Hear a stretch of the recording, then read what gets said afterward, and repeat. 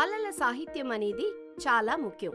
అయినప్పటికీ ఉపాధ్యాయులుగా మన మనసులో మెదిలే అతిపెద్ద ప్రశ్నలలో ఒకటి ఏంటంటే, ప్రాథమిక తరగతిలలో ఉండే పిల్లలకు సరిపోయే పుస్తకాలను గుర్తించడం, ఎంపిక చేయటం, అణువుగా చేయడం ఎలా? ఉత్తమ పుస్తక సేకరణ ఎలా చేయాలో చూద్దాం రండి. సేకరణలోని కథలు పిల్లలు చదివే నైపుణ్యాలను వృద్ధి చేసుకోవడంలో వారికి సహాయపడగలిగి ఉండాలి. ప్రారంభకులకు మరియు ధారాళంగా చదివే వారికి తగినన్ని సంఖ్యలో పుస్తకాలు ఉండేలా, మరియు చిన్నారి చదివే స్థాయిని బట్టి పుస్తకాలకు మనం స్థాయిని నిర్ధారించేలా చూసుకోవాలి.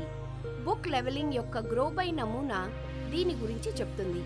రూమ్ టు రీడ్ పుస్తకాలకు రంగుల కోడ్ ఇవ్వబడి ఉంటాయి మరియు గ్రోబై నమూనాను అనుసరిస్తాయి. ఈ నమూనా కింద క్లిష్టత యొక్క స్థాయి ఆధారంగా బుక్ లెవెల్స్ రంగుల కోడ్ ఇవ్వబడి ఉంటాయి. అవి ఆకుపచ్చ, ఎరుపు, ఆరెంజ్, తెలుపు మరియు పసుపు పచ్చ. విద్యార్థుల పఠనా నైపుణ్యాలు మెరుగుపడే కొద్దీ వాళ్ళు ఒక క్లిష్ట స్థాయి నుండి ఆ పై స్థాయికి కదులుతూ ఉంటారు. మనం కూడా కథా సన్నివేశం, కథాంశం అన్ని వయసులకు తగినవిగా ఉండేలా మరియు పిల్లల యొక్క వివిధ ఆసక్తి అంశాలకు సరిపోయేవిగా ఉండేలా చూసుకోవాల్సి ఉంటుంది.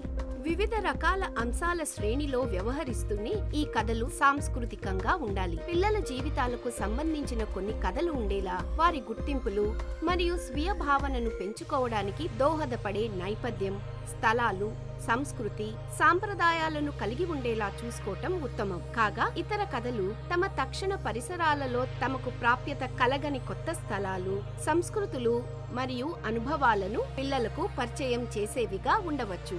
ఒక మంచి పుస్తక సేకరణ అనేది కథలలో వైవిధ్యం మరియు లింగం, మతం, వర్గం, సమర్థత, చూపరిధనము, కుటుంబ వ్యవస్థ, పట్టణ, ఉపపట్టణ, గ్రామీణ ప్రదేశాలు, వయస్సు, జాతి, సమానత్వం ఎన్నో వివిధ అంశాల వ్యాప్తంగా విస్తరించిన పరిధిని కలిగి ఉండాలి. ఒక మంచి కథ అనేది విభిన్న శరీరాకృతులు, సైజులు, చర్మ వర్ణాలతో విభిన్న జాతులు, విశ్వాసాల యొక్క విభిన్న పాత్రలు చూపే దృష్టాంతాలను కలిగి ఉంటుంది. విభిన్న సమాజాలు, సంస్కృతులు, వృత్తులను ప్రాతినిధ్యం వహించడానికి పాటుపడుతుంది. వాటికి స్వీకారమును అందిస్తుంది. ఇది ప్రస్తుత సమాజములో ఉన్న స్టీరియోటైపులను సమర్థించకూడదు, బదులుగా వాటిని చురుగ్గా ఛేదించాలి. ఉదాహరణకు, వంటగదిలో ఒక పురుషుణ్ణి చూపించడం వంటిది. అనేక మంది పిల్లల అభిప్రాయాలు వాళ్ళు చుట్టూ చూసే పరిసరాలచే ప్రభావితమై నిర్మించబడి ఉంటాయి. దీనిని అతి సున్నితమైన తీరులో చేయాల్సి ఉంటుంది. పిల్లలను ఒక వైవిధ్యమైన సాహిత్యానికి పరిచయం చేయడం అనేది కష్టాలను స్వీకరించడానికి సిద్ధంగా ఉన్న వ్యక్తుల స్థానములో ఉండి ఆలోచించే స్థాయికి వాళ్లను తీసుకెళ్తుంది. వాటిని అధిగమించే సమర్థతను వృద్ధి చేసుకోవడానికి కూడా సహాయపడుతుంది. చదివే అలవాటును వృద్ధి చేసుకోవటానికి గాను ప్రేరణ మరియు పుస్తకాల పట్ల ఆసక్తి పెంచడం, వివిధ రకాల పఠనా కార్యక్రమాలు ఏర్పాటు చేయటం జరుగుతుంది. ఈ కార్యక్రమాలు అవి బిగ్గరగా చదివేవి అయినా, జంటగా చదివేవి అయినా, కలిసి చదివేవి అయినా, ఒక్కరుగా చదివేవి అయినా, లేదా పఠనాంతర కార్యక్రమాలైనా కథలో చురుగ్గా నిమగ్నం కావడానికి నిజంగా పిల్లలకు సహాయపడతాయి. ధారాళంగా చదివే, బహిరంగంగా ప్రసంగించే నైపుణ్యాన్ని వృద్ధి చేయటానికి, ప్రేరణ మరియు ఆత్మవిశ్వాసాన్ని కలిగించడానికి గాను బిగ్గరగా చదివే సెషన్లు నిర్వహించబడతాయి. ఇప్పుడు మనం ఒక మంచి కథకు ఏమేమి ఉండాలో తెలుసుకున్నాము. అయితే ఒక కథలో ఏ అంశాలను అదనపు జాగ్రత్తతో నిర్వహించుకోవాలో మీకు తెలుసా?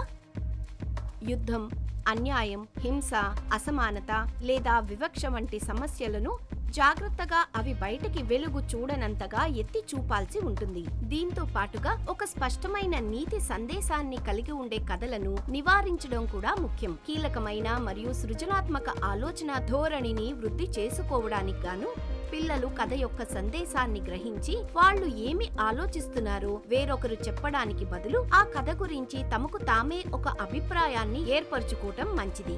ఇప్పుడు విషయాంశం వైవిధ్యత ఉంది. అయితే ఒక మంచి పుస్తక సేకరణ అనేది వివిధ శైలులు మరియు సాహిత్య రకాల మిశ్రమంతో కూడుకున్నది. ఉదాహరణకు, కవిత్వం, కల్పన, నాటకాలు, జీవిత చరిత్రలు వంటి వాటితో చేయబడటం కూడా అంతే ముఖ్యం. ఇవి విభిన్న రచనా శైలులకు బహిరంగతను అందిస్తాయి. పిల్లలు తమ వాగ్దాటిని వృద్ధి చేసుకోవటానికి మాత్రమే కాకుండా వారి వ్రాత నైపుణ్యాలను వృద్ధి చేసుకోవడానికి కూడా సహాయపడతాయి. ఈ అన్నిటినీ కలిపితే ఒక ఉత్తమమైన పుస్తక సేకరణ అవుతుంది. రండి, ఒక ఉత్తమ పుస్తక సేకరణ చేయడం మొదలు పెడదామా?